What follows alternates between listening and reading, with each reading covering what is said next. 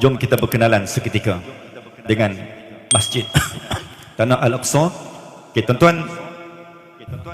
Okey, tuan-tuan tengok dekat Dome of the Rock tu. Okey, Dome of the Rock. Tuan-tuan tengok belah belah mana? Belah kanan tuan-tuan ah. Belah kanan tuan-tuan dekat ada Dome of the Chain. Nampak ah? Tepi belah kanan tu, tepi kubah Sakhra. Masjid Sakhra ataupun kubah emas. Masjid itu dibina oleh Abdul Malik bin Marwan di bawah Khalifah Umayyah, bukan pada zaman Nabi Sulaiman.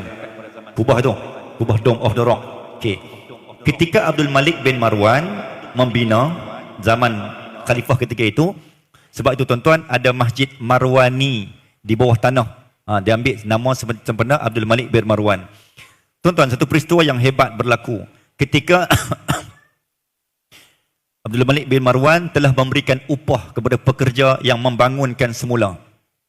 Okey, Masjid Al-Aqsa ni Nabi Ibrahim yang meletakkan semula dia punya batu asas sehingga dibina semula oleh Nabi Sulaiman.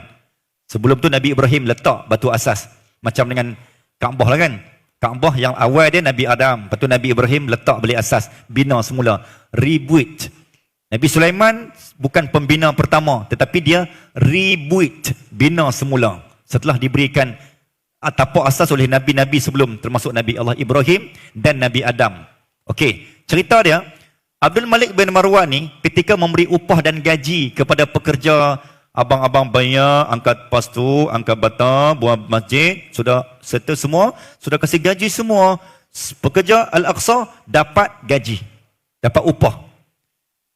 Dan tuan-tuan, antara upah yang diberi adalah emas zaman tu dalam catatan. Dan lebihan emas tu tuan-tuan, Khalifah Abdul Malik Marwan kata apa? Kalian ambil lah lebihan emas. Sehingga kan semua pekerja zaman tu bagi tahu kepada Khalifah, ya Khalifah, kami dah dapat hak kami. Walaupun dah dapat hak kami, masih ada lebihan emas. Maka Khalifah kata apa? Itu hak kalian. Aku dah niat hadiah, maka kalian ambil lah, terpulang pada kalian untuk melakukan apa saja. Dah menjadi harta kalian. Apa jawab seluruh pekerja Al-Aqsa tuan-tuan, seluruh ahli khidmat pembina Masjid Al-Aqsa, satu orang dan satu sen pun tuan-tuan, mereka tak ambil lebihan, dan lebihan emas itu dileburkan sehingga terbinanya kubah emas, Dome of the Rock. Muhammad, itu fakta.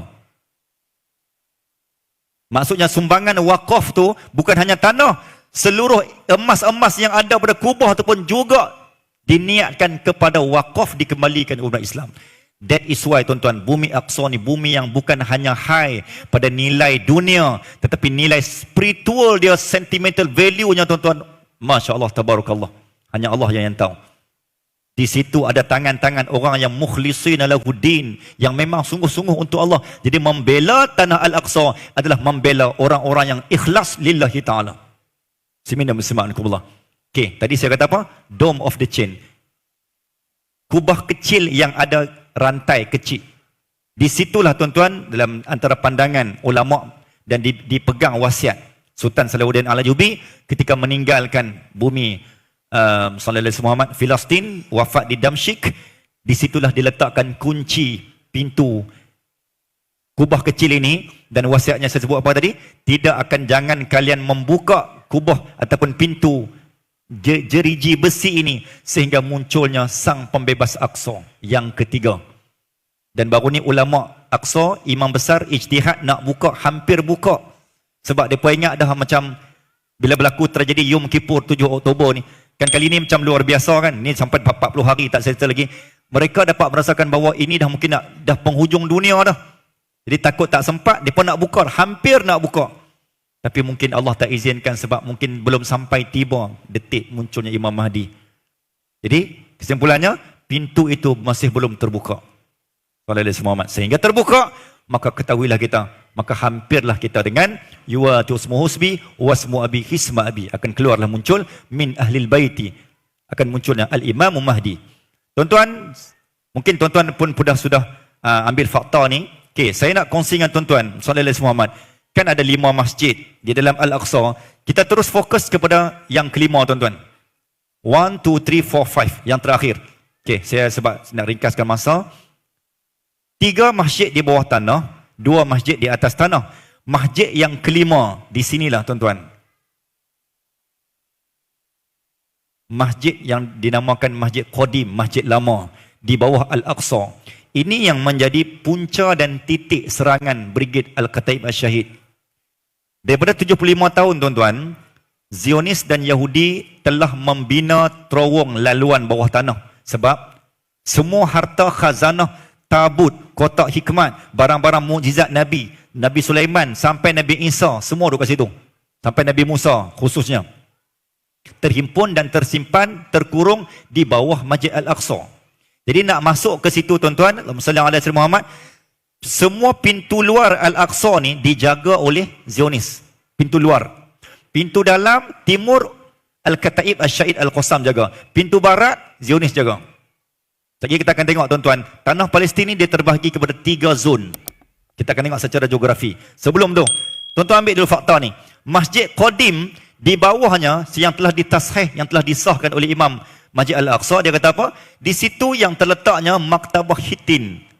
Hittin ni perang Hittin lah, di sebuah salah sebuah tanah di negara Palestin yang namanya Hittin. Lahirlah perang salib 1187. Perang itu dia dipanggil perang Hittin yang Sultan Salahuddin Al-Ayyubi itu. Daripada situlah tuan-tuan perpustakaan Hittiniyah yang menghimpunkan seluruh kotak hikmat, barang mukjizat, barang-barang kitab lama, manuskrip, termasuk wasiat Nabi Ibrahim kepada Bani Jawi yang melahirkan Bani Melayu. Dan sejarah bangsa kita antaranya berada di wilayah di bawah Masjid Al-Aqsa. Bangsa yang paling banyak hilang identiti dan jati diri manuskrip dia tuan-tuan adalah bangsa kita. Satu duduk kat Belanda, satu duduk kat Museum Moskow, Rom Byzantine lama, satu duduk dekat Museum England, Sallallahu Alaihi Muhammad. Satu duduk dekat ruang ni saya tak pernah masuk, dekat Museum Tok Kapi yang diceritakan oleh Syekh. Dia pernah tengok manuskrip tulisan Jawi Melayu bersama dengan lakaran busana apa kita kata? Busana tanjak, wajah dan identiti penampilan bangsa Melayu pernah sampai pada tahun 1444 zaman Sultan Murad II. Nak beritahu tuan-tuan, antara beberapa pensyarah yang saya rujuk, bangsa Melayu pernah terlibat. Walaupun ada yang dia bukan dalil kan, sebab dia sejarah. Jadi dia mungkin ada catatan berjumpa di sini, tak jumpa di sana, tak jumpa di sana, jumpa di sini. Sallallahu Alaihi Muhammad. Di antara yang saya temui, bangsa Melayu pernah terlibat dalam 3 perang. Satu Yarmouk, yang kedua Salahuddin Al-Ayyubi ini, yang ketiga adalah perang di Konstantin, sumbangan tanah Melayu. Cuma tidak dispesifikkan sama ada dalam bentuk tentera ataupun dalam bentuk senjata, tapi ada penlibatan. Dalam catatan yang saya jumpa tuan-tuan, antara doktor, mungkin saya boleh sebut, antara pensyarah yang rujukan saya lah, di UiTM, pakar sejarah. Dia bagi satu PDF pada saya, kajian PhD, tesis PhD, gerakan sejarah lama tanah Melayu, bangsa Melayu, gerakan sejarah lama bangsa Melayu.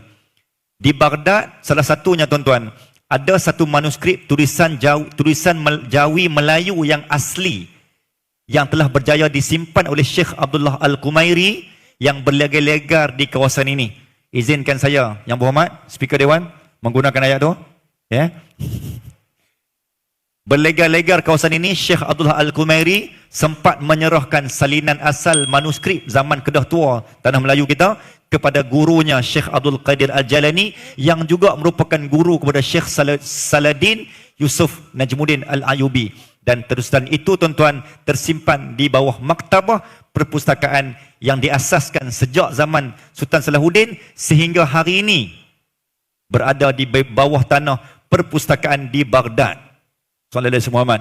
Saya bila duk mengkaji tuan-tuan, saya tanya, pasal apa sejarah bahan-bahan khazanah kita tuan-tuan banyak duduk di luar negara?